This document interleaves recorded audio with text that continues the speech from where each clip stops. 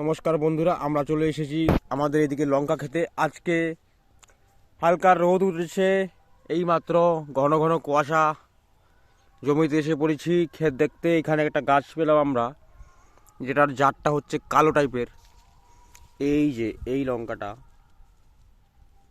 এবার ভাবতেছি এই মডেলেরটা করব, কিন্তু একটাই অসুবিধে, এই মডেলটার মধ্যে ফলন খুব কম হয়, আর এটা ইন্ডিয়াতে সেলও হয় না, বাইরের দেশে পাঠাতে লাগে।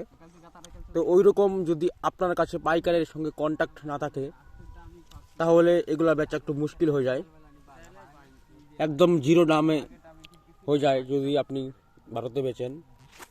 কিন্তু ভারত ছাড়া অন্যান্য দেশে এটা চলে।